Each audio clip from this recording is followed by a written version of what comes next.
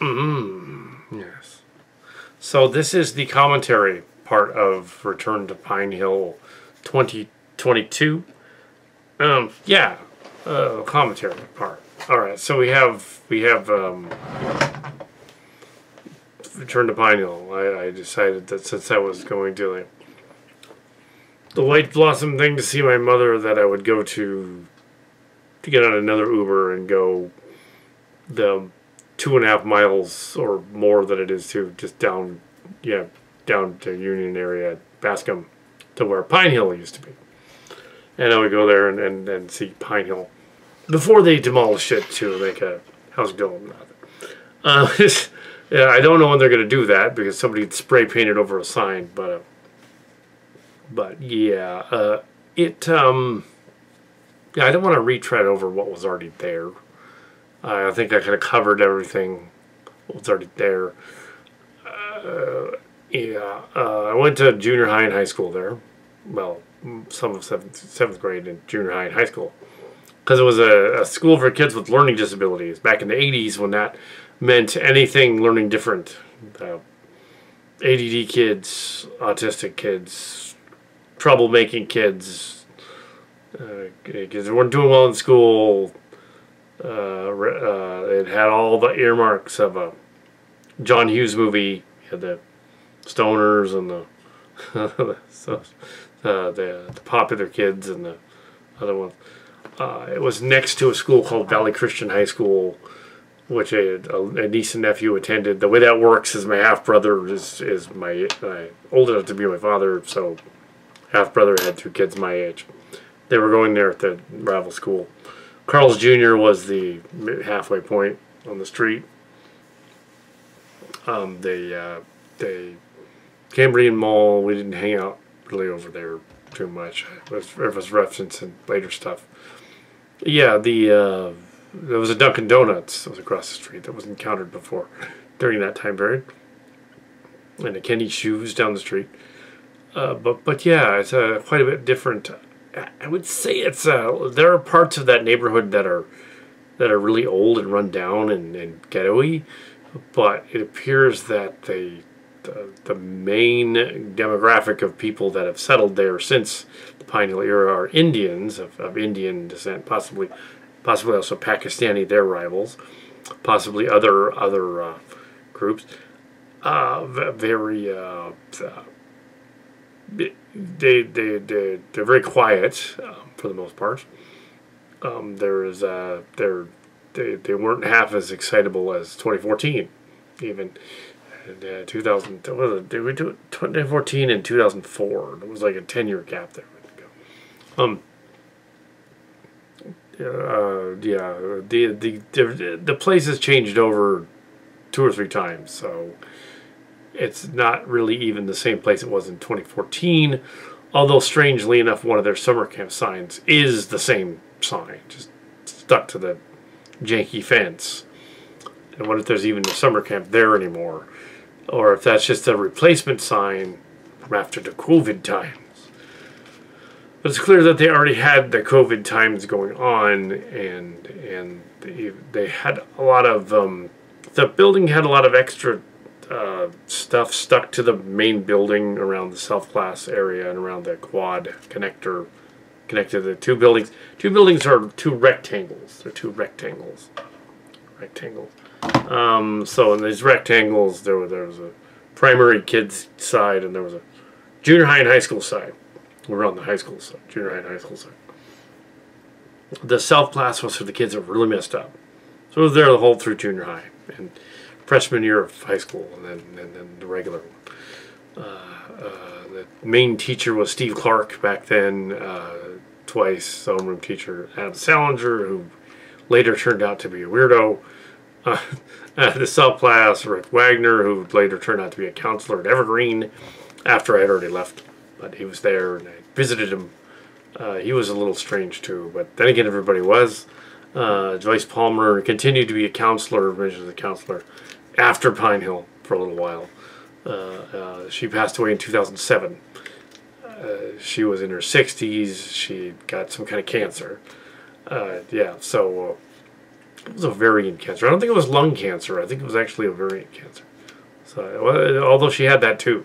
So, yeah.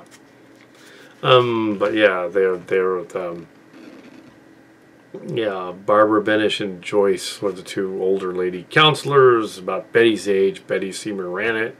They went on to do other things. In the On Location Amazon book series, the Amazon book series, the names have all been changed, but you can kind of tell that it's On Location at Pine Hill. The 9 books from 2021, I believe.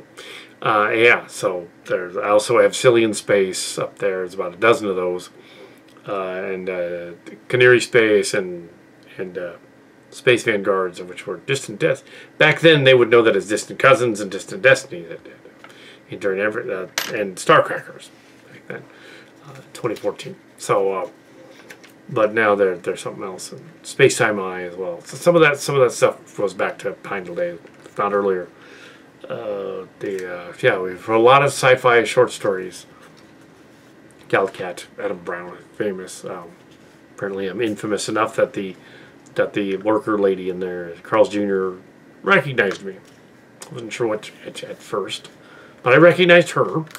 She was one of the Rossman clan, so of course. And she was there, and 35 years. Yeah, it was funny. There weren't hardly anybody in there. There's 2 other people who came in. That lady was in there, and Carl's Jr. And although the famous star this time kind of tasted bland, didn't really have much taste to it. I should have put the barbecue sauce on it more, just to give it more taste, but it was pretty bland. The fries were burnt, but I ate them, a lot of them. The sewer soda was interesting though. I mixed up Pepsi with it wasn't Pepsi. It was Coke and Cherry Coke and Dr. Pepper, and where's the Cherry Coke out? Dr. Pepper and Sprite and tea. Ew. So yeah, I could be doing other filming tonight, but instead I'm doing this because this is more interesting. Going to Pine Hill is a current thing since well, Nichelle Nichols of Star Trek died. Hurrah! So she's 89. So I decided to go on a different mission, just to be different. An enjoyable experience returning to the Pine Hill this time. Yeah, I think it helped to an extent a little bit that the church group had does the kids club thing with a lot of adults and kids and stuff. So I know, like, it kind of tell if people are unwary of something, kind of just by rote. They could tell that I was not weird by rote. So this time, so yeah, I was following the rules. I was not just wandering into the quad area and not getting into trouble. Let's say, because I don't know who they are and they don't know me, and they could be a weirdo. So definitely precautionary. They let me onto the campus, into the parking lot area, and they were okay with that. And just as long as I did not walk into the actual building and talk to people. Somebody did say that I could go in the office and check in and talk to, because it is an athletic center. Part of it is, if I was looking for the athletic center, I could go in there, but I didn't do that. I thought that it would be a little weird if I kind of did that. Let's say didn't, yeah. Then I could walk into where room 17 basically was. It had been changed into the office as of I think 2001. It was a little while. Pine Hill moved after we left. They moved. Valley Christian moved first and was demoed to make a mall. So in 1990, 91 roughly. Now in 2023, it looks like they're going to demolish that area at some point. But the sign was defaced, so maybe not. Maybe they've given up on that redevelopment thing and it's just going to sit there. So maybe if there's another Pine Hill student out there that is rich, I'm not. They're rich. They can say, I want this as a heritage Yeah, maybe the descendants of Rossman. She's not rich. But maybe the descendants of Karen Eichenbaum. I bet she's rich now. I bet she was a type A personality. I bet she's rich. Karen Eichenbaum, if you're still around, go to Pine Hill, go to the city of San Jose, and tell them, I want this old school saved as a historical site of where I went to high school. Yeah, there you go. Karen Eichenbaum. She'll fix it. Okay, yeah, so save it as a historical site. So get on there. Because it's unlikely that auteur director Marx Cards and Kal Kat will be able to do that with our fan film like budgets that we don't really have much of. Yeah, so it is interesting that Pine Hill is kind of janky looking. But there are tents and things up around to make it look a little better. But yeah, it looks jankier than it did back in the day. I'm assuming the tents are up to keep the COVID out, and they had masks on. The only person that was a little cautious, I assume, was some sort of not a guard, but some sort of a professional something or other. Maybe a trainer or a coach or something. He came up and he said, "Put a mask on, just in case." So I put the mask back on. That was about it. So they didn't have any kind of an outbreak. It was just put on a mask. That was all. That was it. I didn't go in the office and ask all stuff. I went to high school here, you know. But I didn't do that. There were parents picking up children. It was, I guess, the first day of school there for some reason, even though it shouldn't be yet. But it was, yeah, there were. Usually school starts in September or late August, but no, not in early August. I assumed that I would get there and there would be nobody there at all. But maybe they were doing some kind of a special. I'm guessing it was a PTA sort of special thing, and they were all there for that, so they weren't the normal staff. So they didn't care whether somebody walked into the parking lot. That'd be my guess. Not the normal staff. So they just having a meeting in there. No. You know. Yeah. Not saying their security was lax, but it was. But yes. But yeah, they did have gates and fences before, you know, all these other schools thought of that. Gates and fences. You know, they had that. Even more so. You couldn't get into the other side where the old office was. But yeah, it was interesting. I'm not sure what the fences were for. We were caged in like in a prison. Yeah. But yeah, I remember back in the day they had those too, because we would run away. Well, we could get out the back, or we could run out the back. Of course, we didn't have to run across the back playground. They'd catch us. But there was a way out. It's funny that now. No, we weren't prisoners in the school. It was silly. Although I did call their newspaper, their early version of On Location, Pine Hill Prison Post, before it was called On Location. And On Location started in October of 2000, October 29th, 1984, unofficially as just a word on the board, On Location. Location. It seemed better than Prison Post, you see, in junior high. Always had a journalism storybook kind of thing going on. Yeah, so 84, the unofficial academia, which is not in the On Location book series, because I didn't want to include actual self-class in the book series. There's a lot of weird stuff happening there, and I didn't want to upset anyone that might remember this guy was with me in the subclass, and I didn't do that stuff. So I left that stuff out. I also left out family dramas and Christmas specials and stuff, because I left that out. I left out, you know, other intense things. I just left them out. Yeah, I just left out most of junior high. That kind of did it. Yeah, freshman year to high school so there's a little self-class, but only the good stuff. Coming of Tim and Angie and Jim and John. And yeah, Marx Cards, of course, is John. Yeah, so the regular grades, high school. Pine Hill. Weird that after over the years that yeah, it didn't seem to inspire Star Trek: The Next Generation. I'm not sure how we were doing that, but we were on the same wavelength, including whole scenes that were cribbed from that were later on the show. There was this instance of a John or Marx Cards doing an apple toss scene.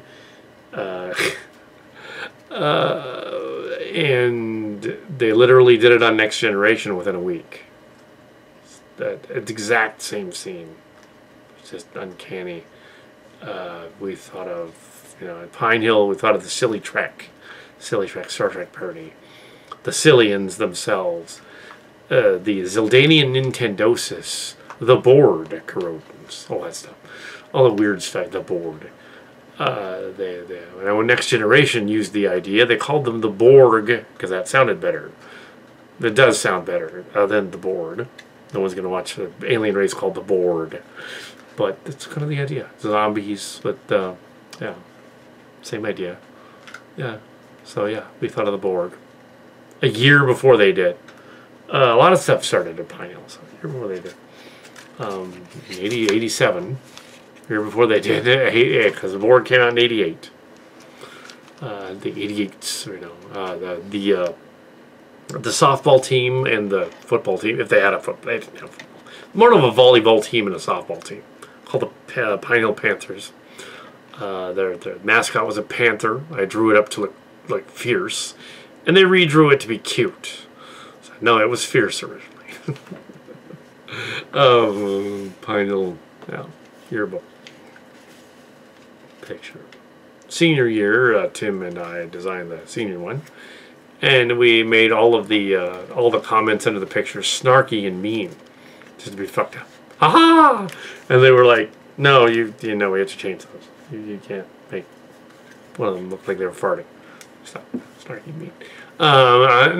Man, they should have kept the fart one though. That was awesome, because the look on this guy's face. The guy was like, it was actually the grill was going, that was shooting out smoke. The grill out on the field, out on the picnic area, and it was just shooting smoke. And it looked like he was farting out of this guy who was standing next to it, in front of it, and it looked like the smoke was coming out of his butt. The obvious caption is, "Who farted?" I mean, come on, they didn't even want that one. It's like, look, it's right there. This joke writes itself. Yeah. Yes, we were kind of troublemakers. Don't want to cause them trouble. So when I was at the Carl's Jr. today, they were doing my little narration thing, and the other person was amused. They're going on with the narration stuff, and how there was an initiation to the Minions group, which was not a gang but a group of nerds. That wasn't actually our table that I got to sit at. It was actually that was the cool kids table. We got to sit at the table across from that one. But I got to, but also the initiation was for sniffing salt, which is a weird thing to do. And don't mess with the salt dispensers. Yeah, the old lady said she put away the salt dispensers, which was funny. Yeah, we messed with the salt shakers. They were hidden this time. It was just me, so yeah. I wasn't going to do anything.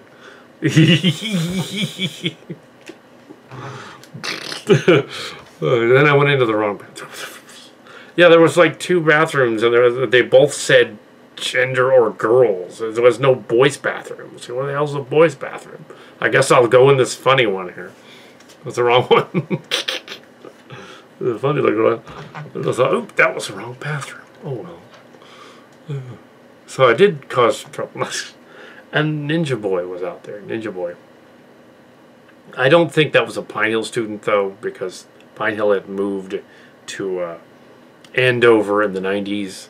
So Fictional Adventures is completely fictional. They weren't there. So the Andover ship is named after Andover from the 90s in the story.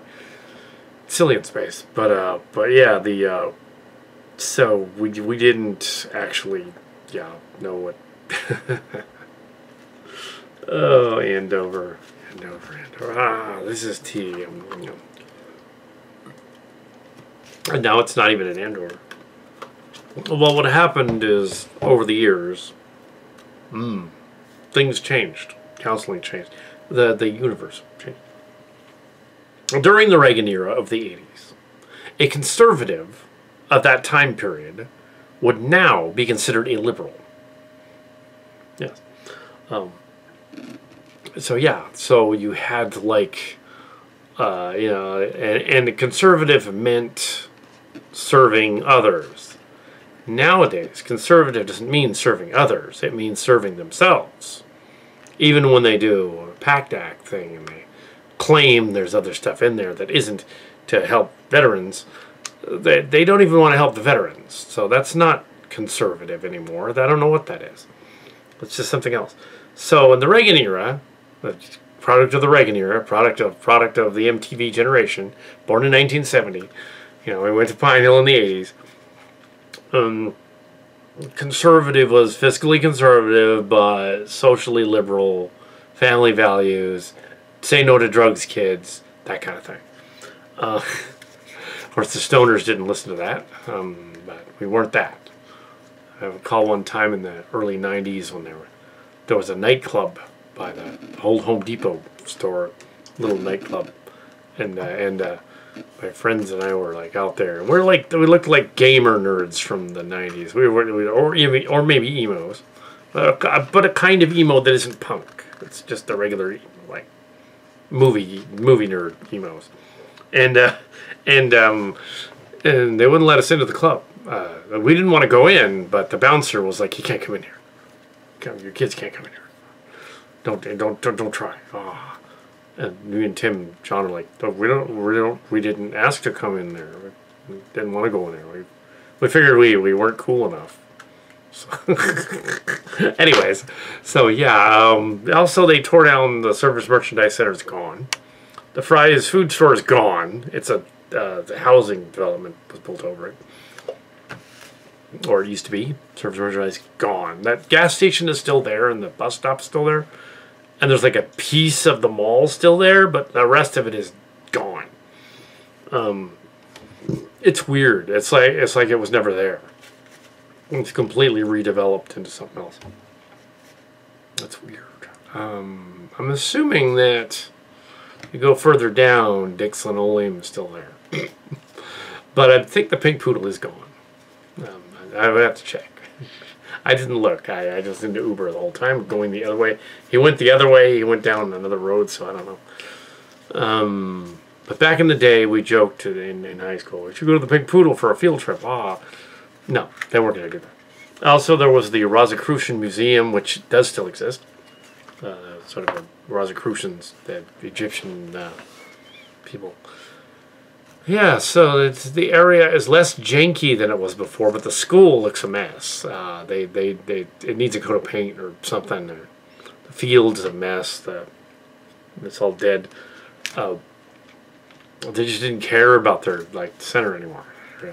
So, but this redevelopment sign was spray painted over with some graffiti. So maybe they're not going to redevelop it. They're like, this isn't worth it. There's nobody going to come out here.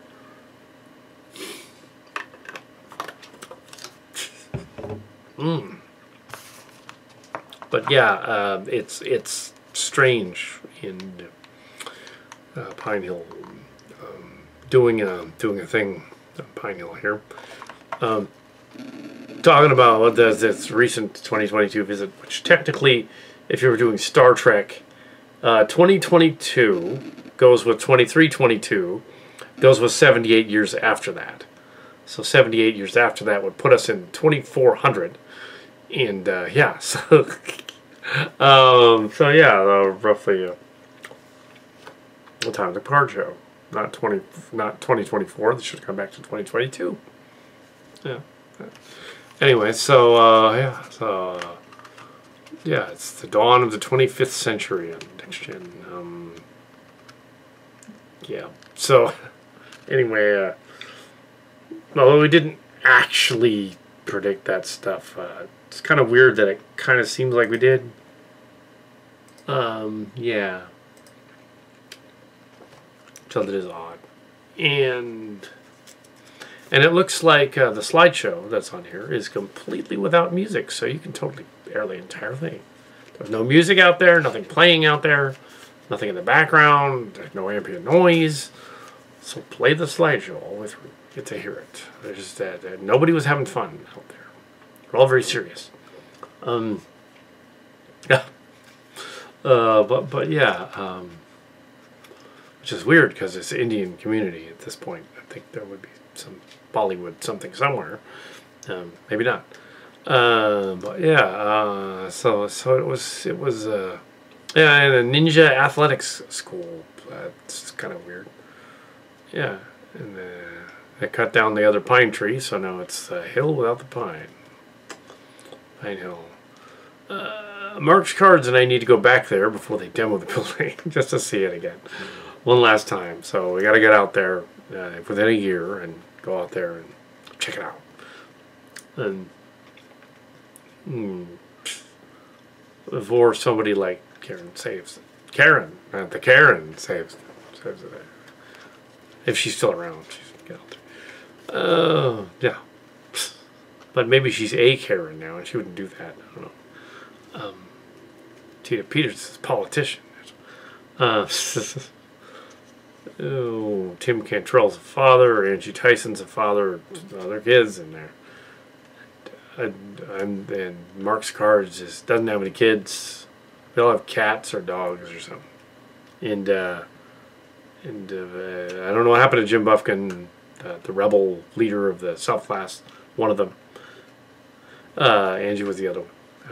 After him and them, it was Tim, and then, yeah, it's a rebel leader. And so, yeah, wasn't so much of that in senior year, though. We were actually in charge of, like when I left. He Who Leaves the Zoth. It's the 20th of January, but it looked like a Z to Zoth. I left early, graduated early, went on to, days later, on to college at Evergreen Valley College from 1989 to 94. And then from 94 to 98, it was at San Jose State.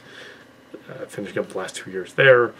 Then in 2006 to 2009, I was at San Jose State again. And there was a crossover episode scene where Angie Tyson called and was on the phone during the one day there was an important meeting with the school president guy that we had to cover for the Spartan Daily. That's the one day she calls at the school. Endearing me very much with the Spartan Daily. Well, your girlfriend calling you, but it's just not my girlfriend, but yeah, it was important. Yeah, that's it. It wasn't really. She wanted to mention that she was going off to college. That's give me your college advice. Yeah, that's it. She was never my girlfriend. Not at all. Although the person that was an ex-girlfriend, there was this one girl that I knew in junior year.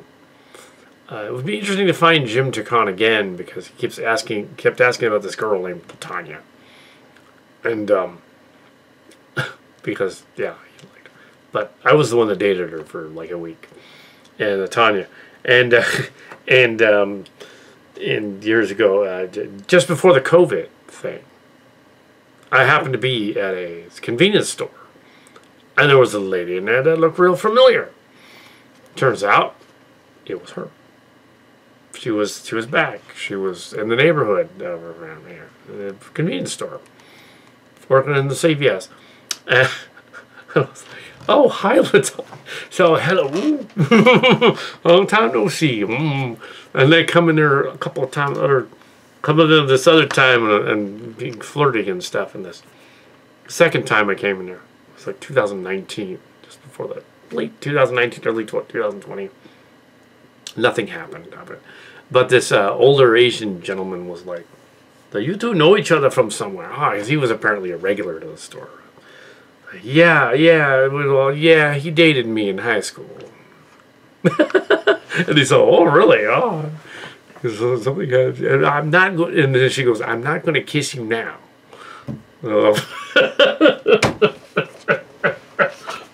good kisser, wasn't I? Yes. Even though I was a total nerd. Actually, I did not know what I was doing. I didn't know what it was called, that kiss. I didn't know what it was.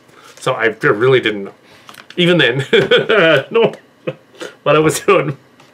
But, it's funny. And I said, sort of, no, I'm not going to kiss you. You're probably married a long time ago. And I'm not, but yeah, that would be weird. Your husband might come in and joked about it. I ain't going to talk about Pine Hill. Anyway, I don't know what happened to her. The COVID didn't get her. That would suck. Yeah, so, I don't think so. But, she wouldn't be rich either. She wouldn't be able to buy a Pine Hill. It's a historical site. It should be. Pine Hill needs to be a historical site. I don't know anybody in that part of the thing. I know people in Milpitas to make other things historical sites, such as, you got a park named after my dad when he was the mayor and stuff. And you got a track field at Rancho down at junior high down there. And they got to name that after Breonna Scholl because she was from the church group and she passed away during the COVID time. So that's got to be named after her because she was a main character. Yeah. They're not going to do that, but that'd be kind of cool if they did. If they call it Scholl Field, I will not be surprised. All right, so, well, I didn't do it, but I suggested it. Yeah. But anyway, the naming of the field. Anyway, of all the minions, the one that would have been like doing church-related. Well, maybe also Tim would have been doing that too, Pine Hill kind of thing, church-related, like camps and stuff. I think Tim would do that too. So both of us would do that. Yeah, I think we both would. So I do, yeah.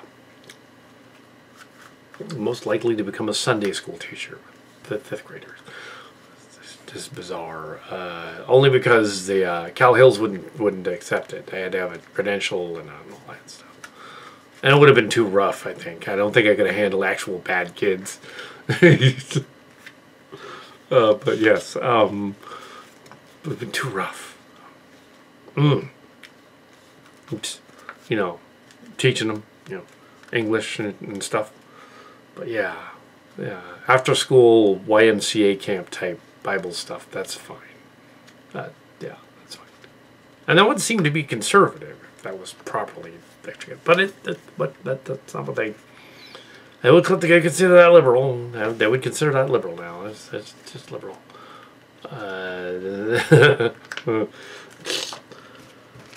Anyway, not all right at all. Pine Hill School. Yeah, Pine Hill Salute. The Pine Hill Salute comes from the notion of sort of a mentally retarded person. And there wasn't anybody like that there, but the joke was that their salute was lame and limp-wristed and yeah. It's mean, but that's what the Pine Hill Salute was. But yeah, there was nobody that was that far gone. But yeah, there were some interesting cases, but they weren't. We won't name names.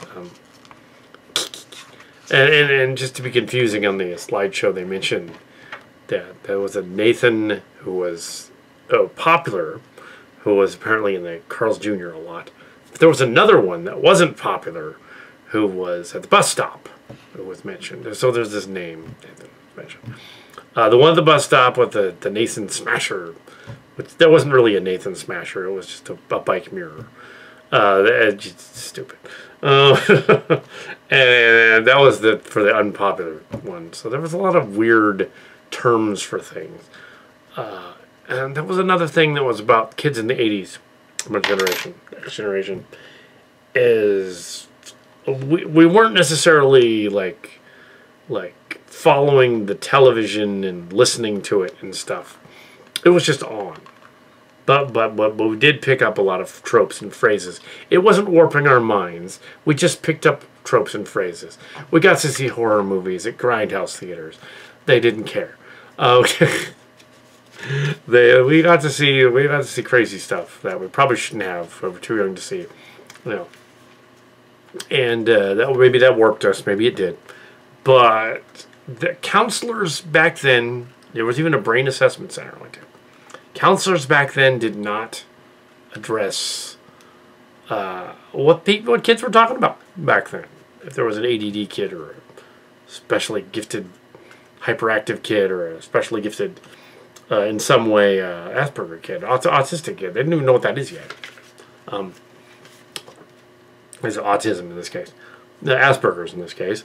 ADD in the case of Marx Cards and Tim and Jim from the original cast. I don't know what Angie had, but the other two are ADD. She's probably ADD too. But yeah, I'm not sure. But no, I think she had something else. I think she was I think she was a little bipolar, but just a little, like high functioning. I think is what she was. Yeah, I think that's what that was. High functioning. So we have so we have like this different and we had I mentioned somebody named Jamie. He was a kid who was very let's just say he told a lot of stories, and he liked ninjas. So a ninja athletic center. If he comes around, he'll see the ninja athletics. That's funny. So that's why I mentioned his name on there. Yeah, he would like that. Even though he was as far from ninja as possible. Yeah. And that dude out in front of Carl's must have been the grandson of that lady working there, because otherwise he wouldn't be out there doing ninja kicks and stuff. Yeah. He was like, doing ninja kicks. Ew. My response was hilarious, because my response to him twice has walked by and then crossed the street and then back again. Keep up the good work, Dave. Keep practicing. Keep up the good work and keep practicing. And he's like, he's a ninja. Yeah. Sounded like a black belt instructor, which I used to be. In 2007, I stopped doing that. And I got to many injuries. but I was a black belt instructor. So yeah. So I knew about that. So yes, I looked to this bizarre ninja man like an instructor. Well, yeah. I didn't talk to him. He just acting really strange. Didn't want to do that. Maybe he's schizo. Maybe he's nuts. But yeah, he didn't get offended. Figured I looked like I knew what I was doing. I looked confident. So. And a little nuts. That's usually what we did at Pine Hill. Confident and a little nuts. Yeah, so they didn't ask me what we were doing at this assessment center. They didn't ask us what we were doing or saying. And Pine Hill kids were very much connected to whatever was on the TV, because we were socially awkward. Which means comic book conventions and Star Trek conventions and all that stuff later on. We totally fit in. One of us, because that's totally. And it is a misnomer that nerds at conventions can't get laid, because there were people that had kids. Some of those nerds reproduced. They got with other nerds. There you go. So it is possible. So they were asking about the other creative people. They were asking. The counselors would ask about what are you saying, doing goofy noises and whatever. They would never actually ask directly, okay, where's this? They read a long dissertation and paper about it. Nowadays they ask kids what are you talking about? Because usually a very, very gifted kid that's socially awkward will open up and tell you all about what it is they're talking about. I don't know any of the new stuff, you know. Fortunately, Transformers was something that blossomed out with the Michael Bay movies. Even though the Michael Bay movies themselves are kind of a mess, they did reinvigorate the franchise, and now there's been like 7 or 8 different iterations of Transformers since my time doing Transformers. And you mentioned Transformers to the next generation and then the generation afterward. And they're like, oh yeah, that. Yeah, I know about that. So they know. Yeah. They're maybe not familiar with G1. They're maybe more familiar with Dark of the Moon or something like that. Or maybe they're more familiar with Transformers Animated or the Bumblebee show or whatever. The newer ones. Or now the Netflix show. But it's Transformers. It's a common ground. Also, you have zombie shows are popular. Also, more so than 20 years ago when it was vampire shows. Pokemon is always popular. You could always say Pokemon started in the late 80s along with Ninja Turtles. And Ninja Turtles had a resurgence about 10 years ago. So they brought that back. Power Rangers is still around. They think about it. But the new stuff is Among Us and Fortnite a few years ago.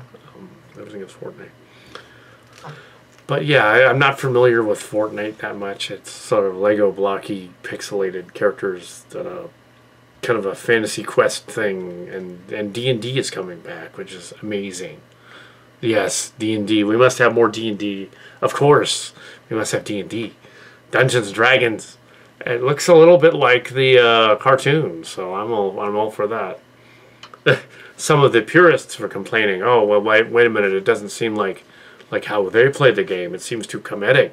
But actually, if it's like the cartoon, which is a later campaign that was adapted by the game company because of the cartoon, because it didn't end, they later recorded the ending, but as a story brought in the cast, but yeah, if they recorded, it's the later version of it. So I take it as it's a multiverse like Hobbit universe. It's a multiverse like the Marvel one or the Transformers even. And there's room for everybody's stuff in there, everybody's creativity in there. Pine Hill was all about achieving your potential. That's how children can achieve their potential. I don't know if we did. College was difficult. It took many years. Creative writing classes, I got C's and B's, but journalism classes got A's, so clearly I kind of knew what I was doing, I guess. And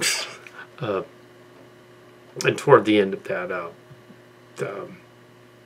I was one of the few people in my graduating class at Pine Hill that actually got a degree and went on to college at all.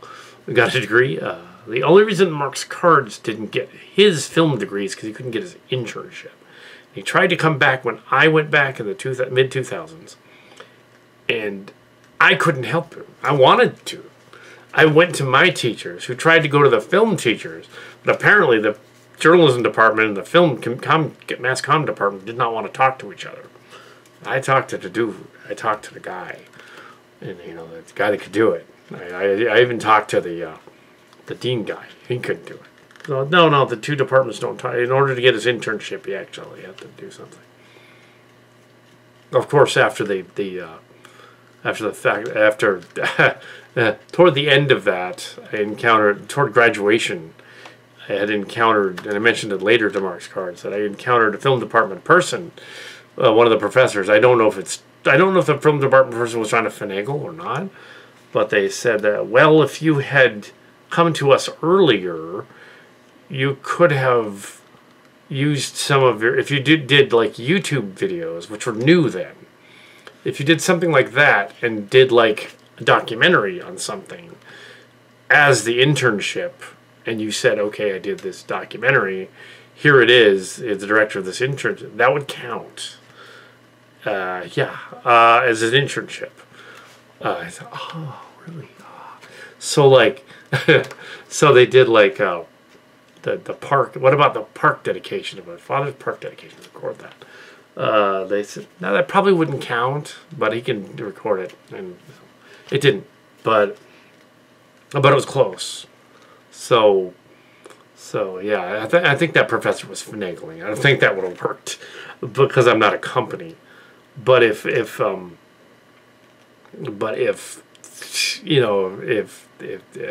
some point On Location Cats became a nonprofit company and we were both part of it, you could could technically you could technically say, well, he's worked as a producer on KATS for the past, what is it now? It's 2023, 2022.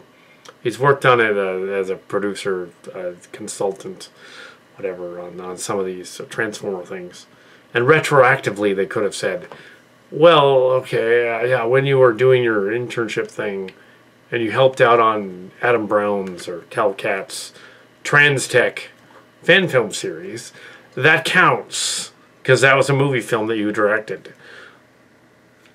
What did they do? If you were a company, that would have counted. Like, oh, there's your internship.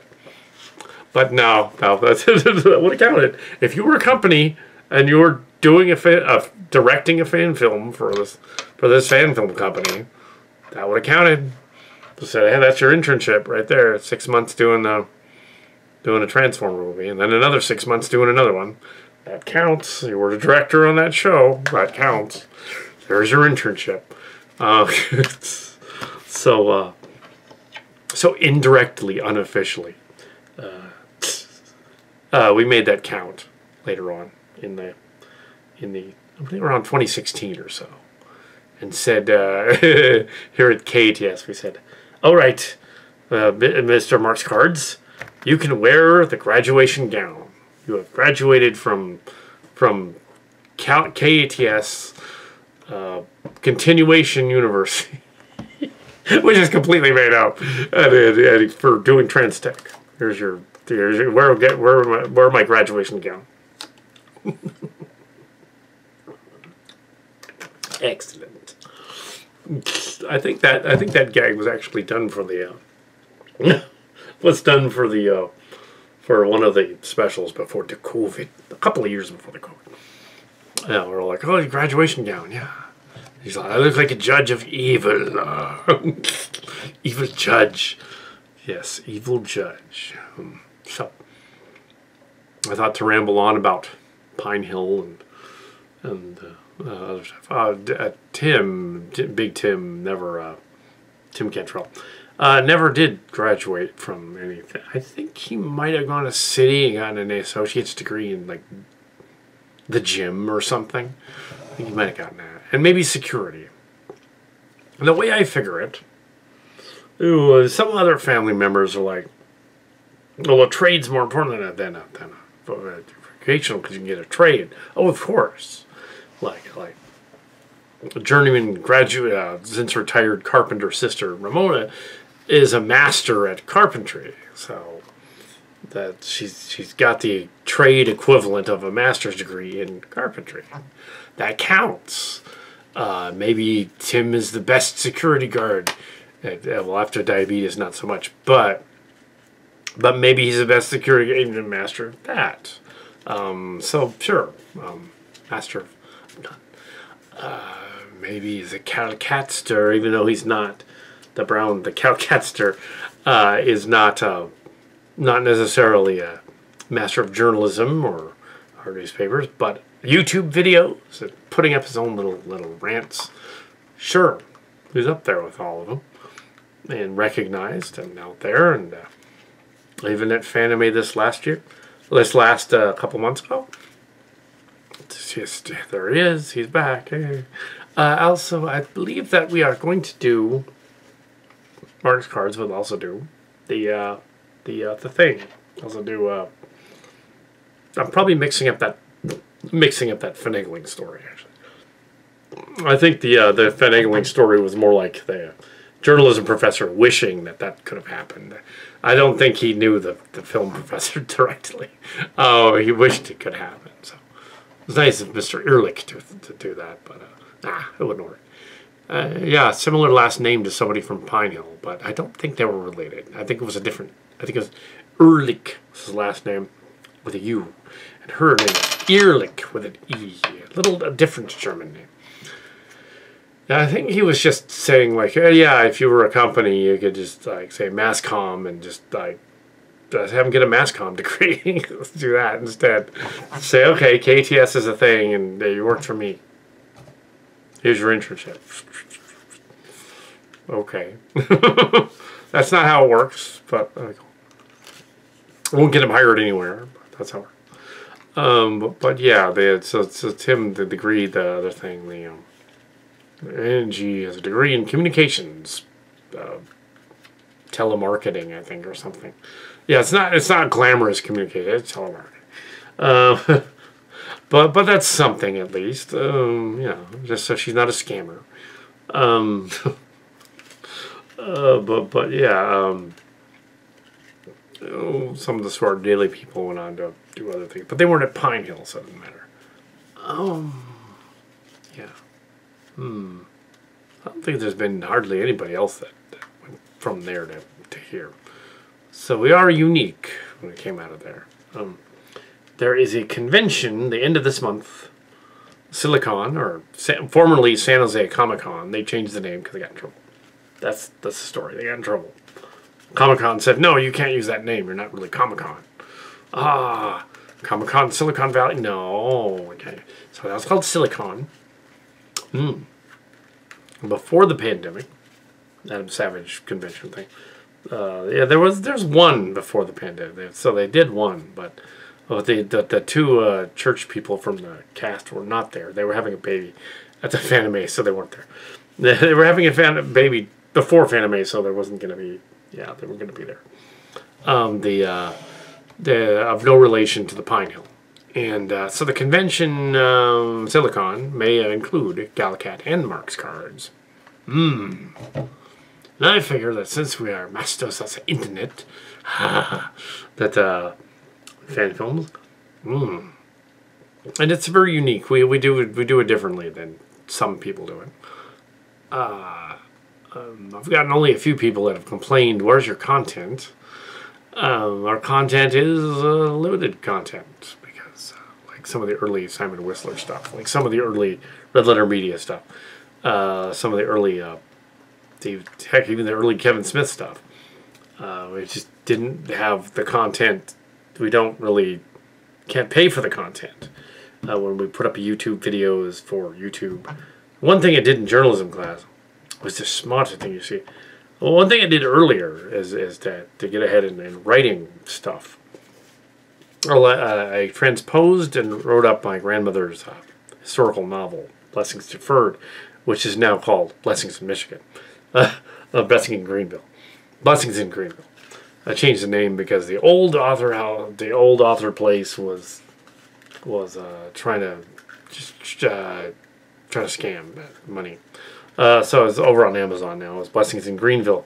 They still keep calling it under different names, going like, "Oh, we want to publish your book. We want to publish your book." It's like different scammer versions of that group. It's like they don't. They just want to steal the money. They just want to take the money. The key to self-publishing is self-publishing where they have no strings attached. I remember early. What was it, Pine Hill thing? I learned this thing. After having strings attached. No strings attached. Well, first of all, learn how to write and write well. Learn how to type and type well. Type up somebody's grandmother's novel or something. Type it up without any errors, if you can. There's that. Learn how to type. That's and many a beginning author doesn't actually know how to do word processing. Learn how to do that. I have teachers say that many times. Learn how to do that.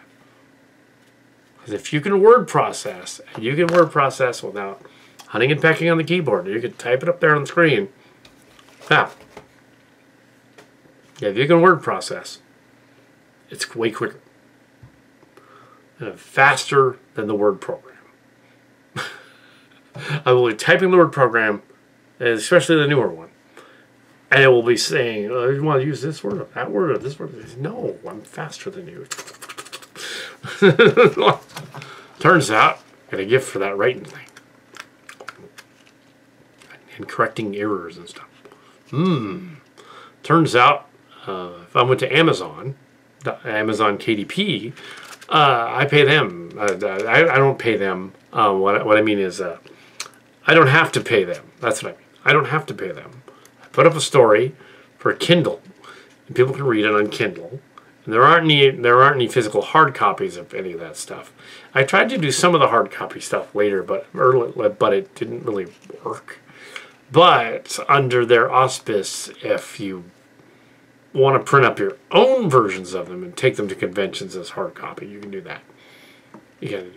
But why? I mean, no. I'm not going to make any money on those storybooks. So, no. I'll make adaptations of them. But yeah, the YouTube channel doesn't have any monetization. Although early on in the MassCom thing, the San Jose State, the newspapers were going away. They said everything's going to be online and online sites. Learn the online sites. That's the second thing they said. Learn the online sites. Learn how to do these things. MySpace was on its way out. It was sort of like in flux. This new little thing called YouTube had started up. I said, ooh, I'm going to get on the ground floor of YouTube. Yeah. So, yeah, my earliest channel is 2007. Right at the beginning of YouTube. Dude, so right at the beginning. And even though we don't have a lot of subscribers, like and subscribe to the channel, my channels. A lot of videos. A lot of videos. Thousands of videos back there. Thousands of video players. So, yeah. Thousands of videos. Over 1,000 on one channel. And I got other videos elsewhere, but yeah, not monetized, so not a problem with the swearing or anything, because it's not monetized. It doesn't demonetize your thing you said the F word somewhere. No, it can't, because it's not monetized. I don't make any money on YouTube, but it's fun. I do it for fun. Do it for fun. I get to meet strange celebrity people. You know, I get to appear like in 2017 at a convention and meets the a third of the cast, not all of them, just a third of the cast of the Channel Awesome show. They show up and get to meet them and that kind of thing, you know. And the Mario Kart guy, the Mario guys, the Wario people, and the crazy individual, very creative. They probably went to Pine Hill too later on. No, they probably didn't. There's a bunch of other Pine Hills around. They start young now with the Montessori's and things like that. They're old grammar schools, Montessori too now, and yeah, they're Pine Hills everywhere. Pine Hill is not a. It used to be unique. There used to be 1 or 2 or 3 when I was in high school, but now they start them in grade school and then they don't need to go to the high school.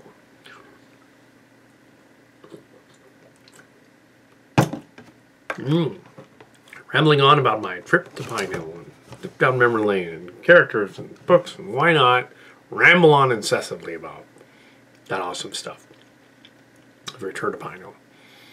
And yeah, just shooting the shit. Yeah, about my weird visit back to the alma mater of Pine Hill. High school. Yeah. So, I think I want to end this little rant here. It's about an hour, I think, blown doing this. And I'm going to import it onto this. And post them both on the On Location Cat channel. It's sort of an Adamicon, but it's not. It's Pine Hill. Although it did start with that audio set of academics class and recorded it on a crappy audio tape back in '84. That is long since lost. There was a couple of found a couple of like years ago, a couple of reprints of it that were like a rereading of it. It's not the same. As academia, I read it over again. It's not the same story. It's not. That's lost. We're also fond of making Disney parodies in the 90s, 80s and 90s. Starting with a lot of the Alan Menken, Tim Rice movies. But yes, we're doing parodies all this time. We're doing journalism stuff all this time. At Pine Hill, the On Location was the magazine. They had a magazine. There was a journalism back then. Magazine. On Location magazine. But technically, looking back on that magazine, that most of it was upper space typed and bad typing. Those original first volumes are amazing to look back at. And their reprints are amazing to look back at. But the newer ones you can actually read. The older ones you can't read. They're hard copy and they're really confusing.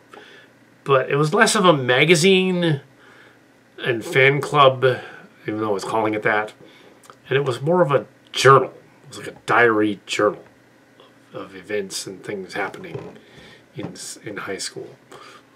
I'm surprised that the teachers didn't say, don't put these out anywhere.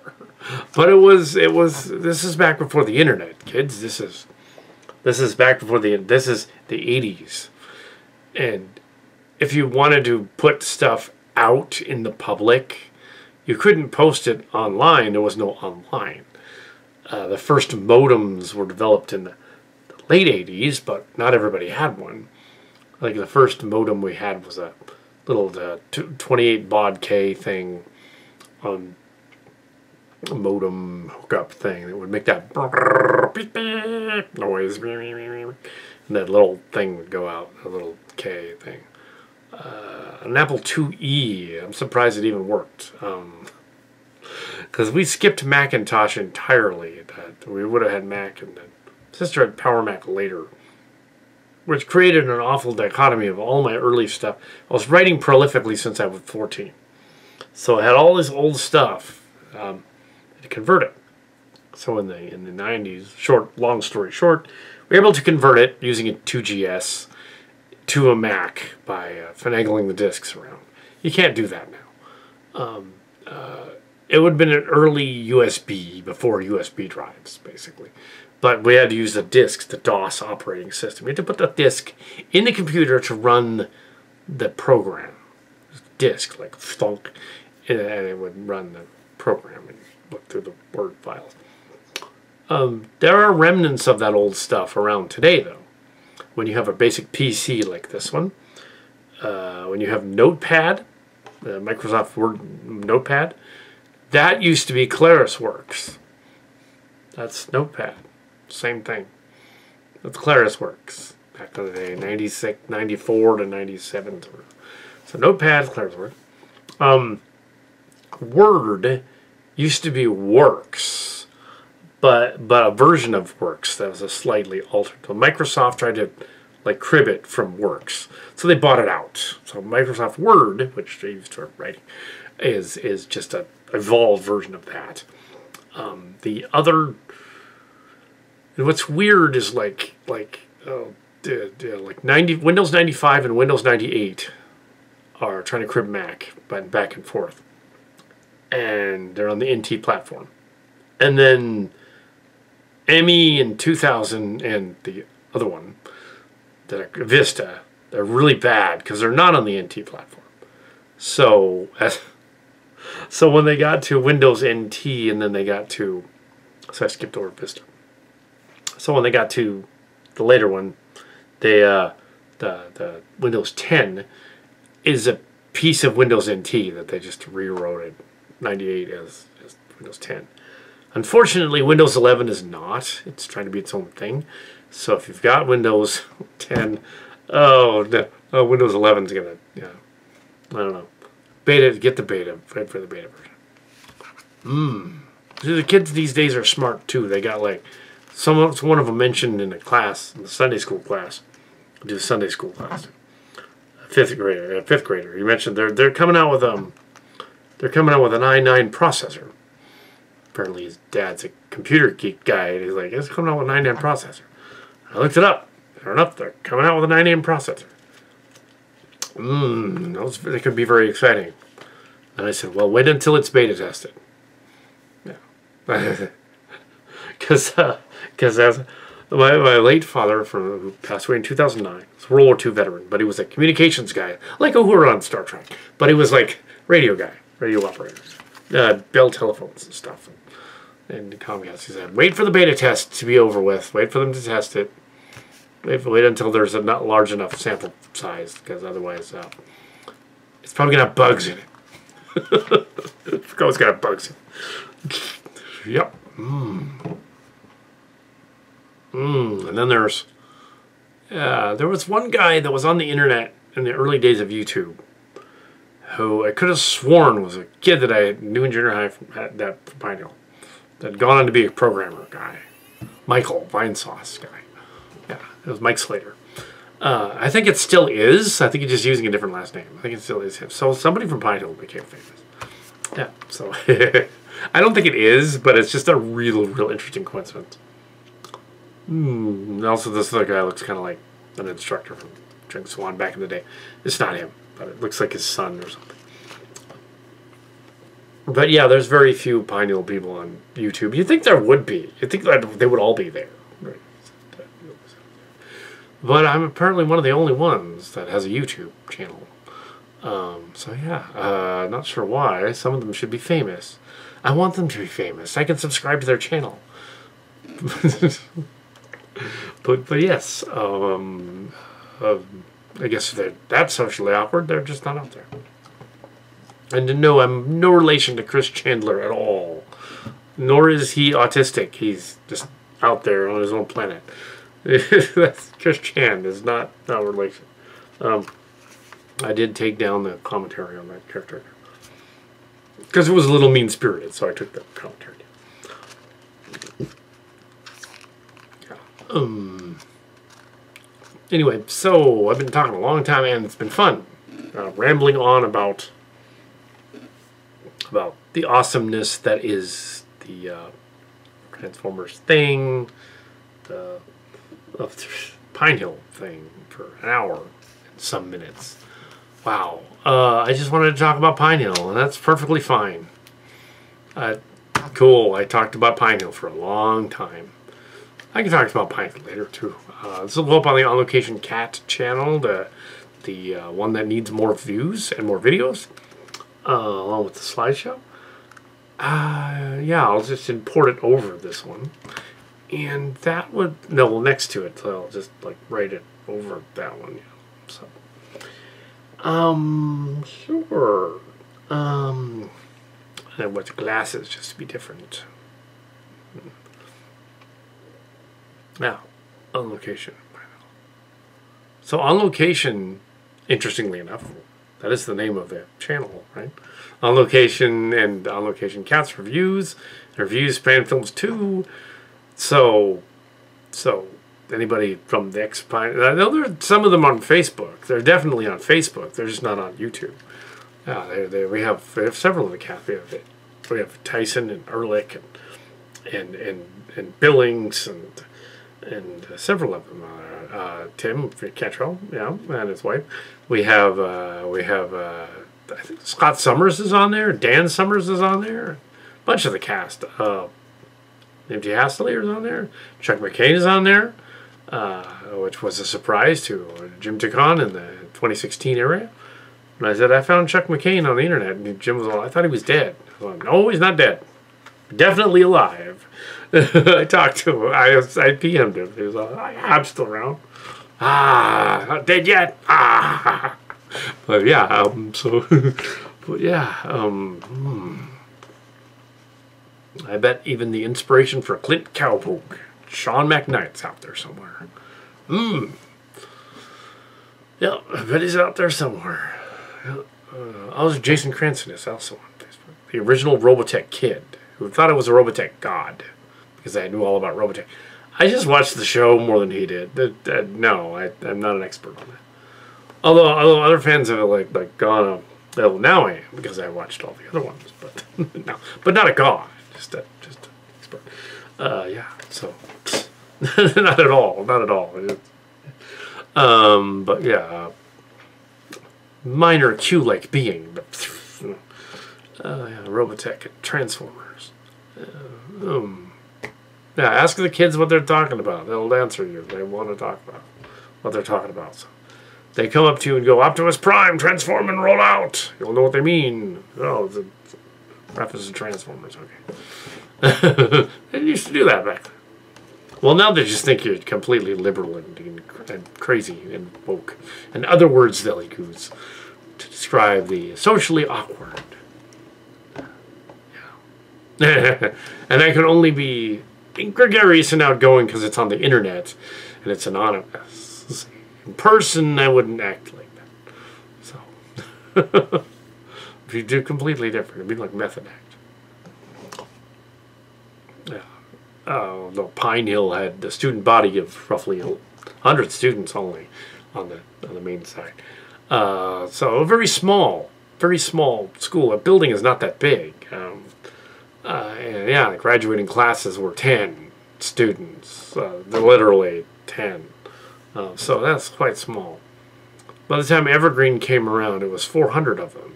That's a lot.